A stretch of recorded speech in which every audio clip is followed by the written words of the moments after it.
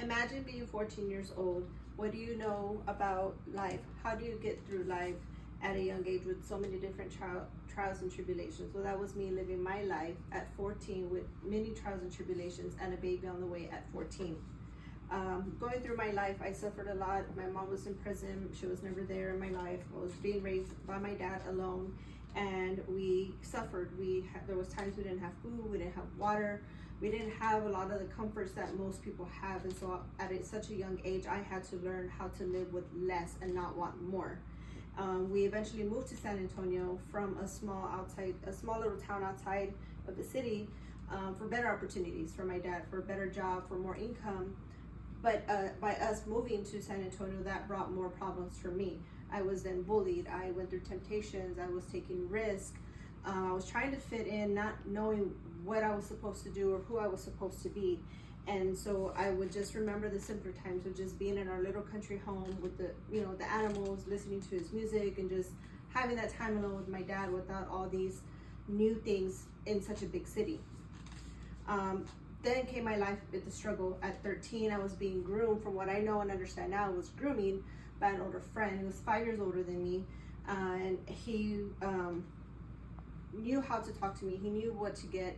And so with my mom not there for advice, my dad always working, it was easier for me to take the risk and just let the pieces fall as they may.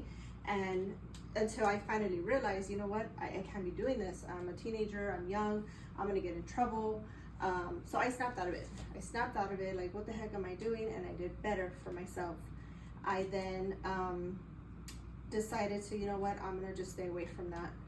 He then started to make his threats. Then after those threats came that I found out I was pregnant at 14.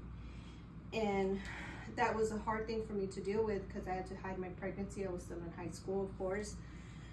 But then I had my daughter. I had a healthy baby girl. My dad forgave me. We moved forward, and now we had to figure out life with an extra mouth to feed, a little one in the home, and how we were going to move forward with just one income.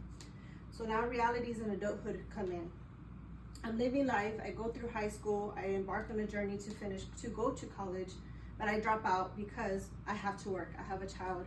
I then meet the love of my life. We're married 22 years. And we had our baby together as well. So now we have 2 girls. I'm a stay-at-home mom at that time, and so I'm just living life and taking care of my dad because he was sick. And so it's kind of like I owe that to him to do that.